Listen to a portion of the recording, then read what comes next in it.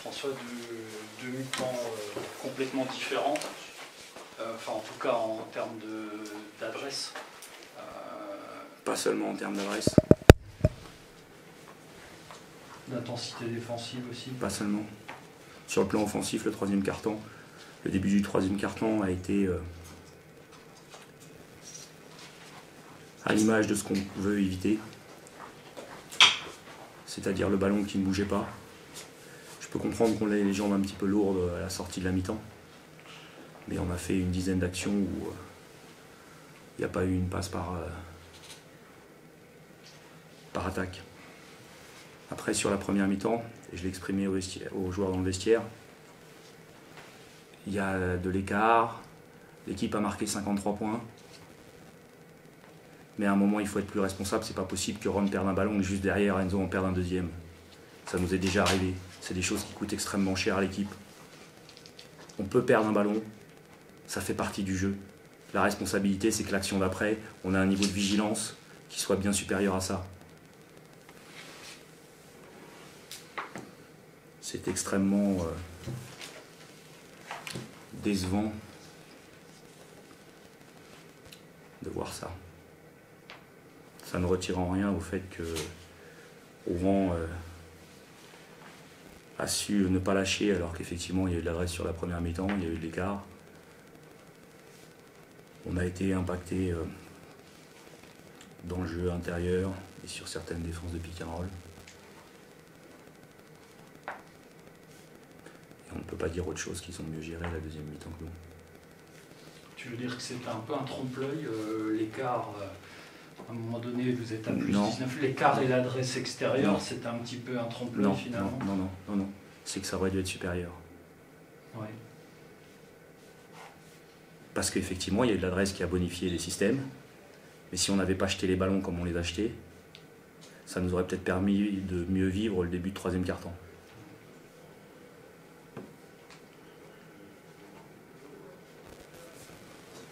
Après,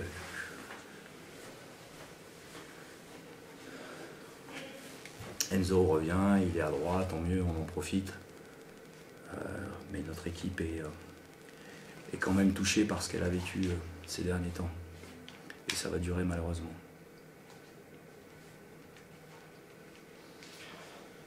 C'est notamment le cas, j'imagine, quand il s'agit de mettre de l'intensité en défense, où les jambes à un moment donné manquent encore un peu, ou en tout cas les niveaux de forme sont très disparates. Même sur le plan offensif, sur le troisième quart-temps, si on ne fait pas de passe, c'est peut-être aussi parce qu'on n'est plus capable de changer de rythme. Et certains ne sont plus capables de changer de rythme parce qu'on les a surexploités.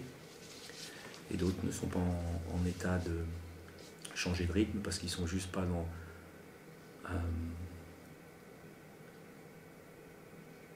dans une forme de condition physique qui correspond au haut niveau. Mais encore une fois, je le précise, ce n'est pas de leur responsabilité.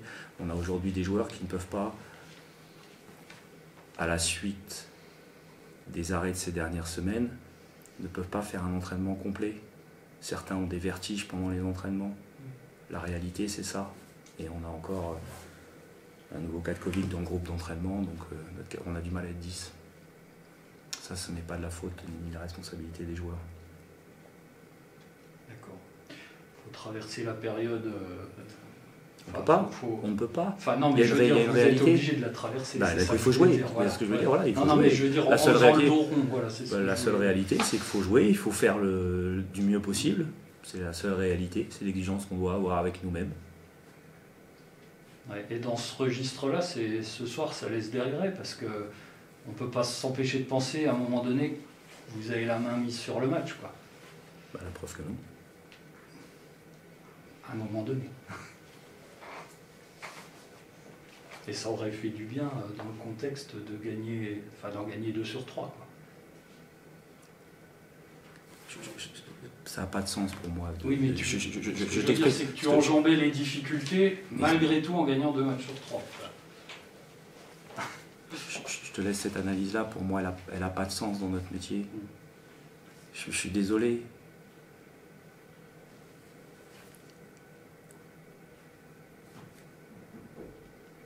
C'est pas que tu gagnes ou que tu perdes qui doit, en faisant des pronostics sur ce qui s'est passé ou en regardant a posteriori ce qui s'est passé 10 jours auparavant, ça n'a pas de sens. Ce qui a du sens aujourd'hui, c'est de se dire qu'on a un groupe qui est touché, qui a été plus que modifié et qui en plus ne peut pas travailler. Je ne pense pas avoir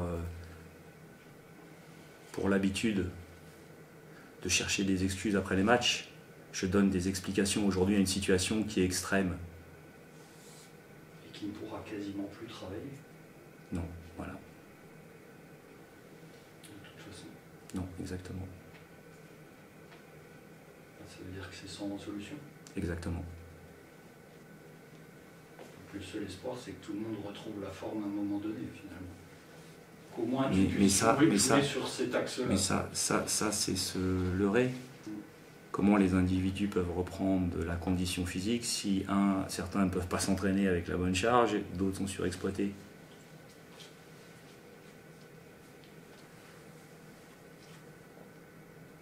Et du coup, tu es assez pessimiste. Bien sûr, bien sûr, bien sûr. Mais je l'étais avant le match d'Évreux. Ça ne veut pas dire que l'équipe ne va pas se bagarrer. Oui, mais il y a une réalité, il y a des choses qu'on ne peut pas effacer. On peut, comme tu le dis, de temps en temps faire le dos rond, mais il y a des choses qui sont un peu plus... Le dos rond ne suffit pas.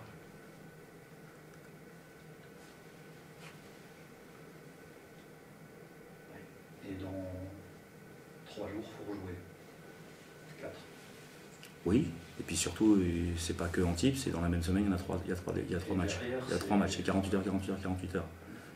Ça, c'est comme ça. De toute façon, faut faire avec. Derrière, ça ne s'arrête plus. Faut faire avec. Au mois de mai. Ok, François. C'est bon, merci. Bonsoir. Merci.